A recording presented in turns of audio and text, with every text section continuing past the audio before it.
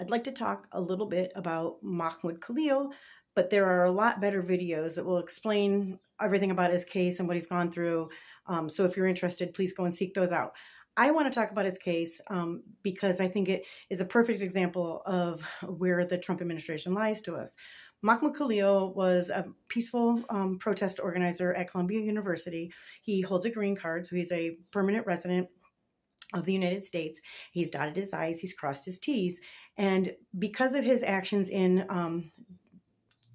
calling our government and the government of Israel to task for what was going on with the genocide in Gaza, he was just recently taken from his home by ICE, and despite having his green card, so illegally arrested and flown to Louisiana, where his family and his lawyers did not know where he was for a time. It's been very difficult for them to try his case because they don't have access to him, as you can imagine, and it's just an absolute travesty of our justice system and what it in holding, what it means to hold a green card, and it is a portent of terrible things to come if we allow this to stand. What I would like to talk about is the fact that some of the things that Donald Trump said shortly after his arrest. In a tweet, he said, "We know there are more students at Columbia and other universities across the country who have engaged in pro-terrorist, anti-Semitic, and anti-American activity, and the Trump administration will not tolerate it. We will find, apprehend, and deport these terrorist sympathizers from our country, never to return again." And I will say that is absolute and utter bullshit, and he expects you to believe it. And so, again, let's pay attention to not what he said there, but what he's actually done. Okay, find, apprehend, and deport people engaged in these three things. First, pro-terrorism. Donald Trump freed the January 6th insurrectionists. These people had staged a violent protest in an attempt to overthrow our government. They beat police. They damaged and destroyed things at the Capitol. They had a gallows. They intended to hang Mike Pence and probably anybody else they could get their hands on. This was definitely not peaceful. Donald Trump did nothing to apprehend these people. The government eventually got its way around to doing it, put a number of them in prison. And as soon as Donald Trump became president, one of the first things he did was free them. And the BBC said that the January 6th insurrectionists got nearly everything they wanted out of those pardons. So that includes the organizers, the heads of domestic terrorist organizations like the Proud Boys. And so we can see right there, not interested in domestic terrorism. He also has a long history of having people invoke him in crimes against other people, especially anti-Muslim crimes, like we see with Mahmoud Khalil. And in fact, all the way back in 2020, ABC News was reporting there was at least 12 cases where perpetrators hailed Trump in the midst or immediate aftermath of physically assaulting innocent victims. 18 more cases where perpetrators cheered or defended Trump while taunting and threatening others. And in 10 cases, the lawyers representing people used Trump rhetoric as a defense as to why they committed those crimes. Donald Trump has never once tried to find, apprehend, or deport any of those people. And he's had since, that's an article from 2020. So absolute bullshit. Let's talk about how he's going to, you find, apprehend, and deport people engaged in anti-Semitism. Well, he should look in his own house, because 1 week after throwing his hat in the ring for this last election, he had Kanye West and Nick Fuentes at his home for dinner. Kanye West, and he's had a long association with Kanye West. Kanye West is a known Nazi. He says it. He says he loves Hitler. He sold swastika t-shirts recently. Nick Fuentes, huge Holocaust denier. There's no doubt that if he could have apprehended them right there at his dinner table and had them deported, never to return again. He did not do that. What else did he do? Oh, Elon Musk. Elon Musk has made multiple Nazi salutes, and there he is, connected to Donald Trump like a pimple on his ass. The Nazi salutes weren't anti-Semitic to Donald Trump?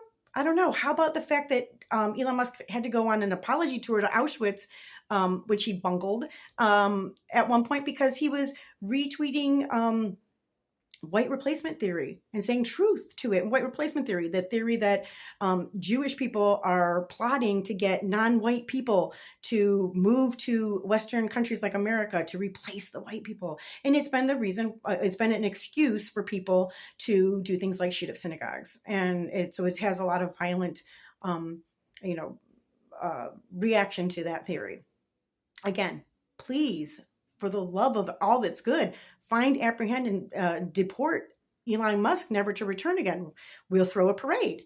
Let's talk about the vice president, J.D. Vance. He also has done a number of anti-Semitic things, but just recently he went to Germany where he met with the co-chair of the AfD, Alice Weidel, and this is a party that is known by many as a neo-Nazi organization. The head, that woman that he met with, has complained about the Holocaust being politically instrumentalized against her political party, and describes efforts to maintain the educational history of the Holocaust as pesky, and visibly rolls her eyes at discussion of the historical event that involved the mass killing of millions of people by the Nazi regime. I would say that that qualifies as anti-Semitic.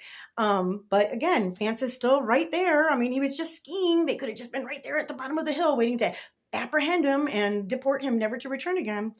The last thing he's promised was to go after these people who were anti-American. What Mahmoud Khalil did is in the greatest of American traditions. I mean, the Boston Tea Party was a protest, and it was not peaceful, and it caused a lot of damage. I think it was about $1 million worth of tea at the time. We have a Bill of Rights and the First Amendment to our Constitution, in that it includes the freedom of speech, the freedom of assembly, so to gather and to protest, and to petition the government for redress of our grievances.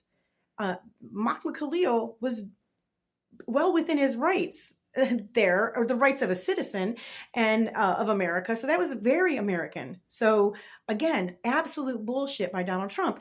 And why this should be important to you is that, you know, if they can take somebody who's dotted their I's and crossed their T's and is following the law and is exercising rights guaranteed in the Constitution, that means if they don't like that you say want to protest that about transgender people being harmed by our government, they can come take you. If you think that you want to protest because you worked your whole life and you paid into Social Security and they want to gut it and privatize it and make you beg for scraps from it, they can take you and they can secrete you away to whatever state they want. They can send you to Guantanamo Bay like they've been doing. They can send you to other countries if they want to, and let them hold you there in jungles and hotels where you can't speak to anybody. This is quickly becoming a terrible story. And I think we all need to support the freeing of Mahmoud Khalil. And I think we all need to call absolute bullshit on this administration for pretending to think that they have any interest in anything that's, actually a problem, like actual terrorists in our country, like actual anti-Semitism or other racism or bigotry. How are you going to destroy DEI programs and also say that you want to hunt down anti-Semitics? Everything he's doing is for that. And I also, one more point, he posted a very tacky post from the White House, Shalom Columbia, and where he has said that he is going to defund hundreds of millions of dollars from that university because they wouldn't protect their Jewish students.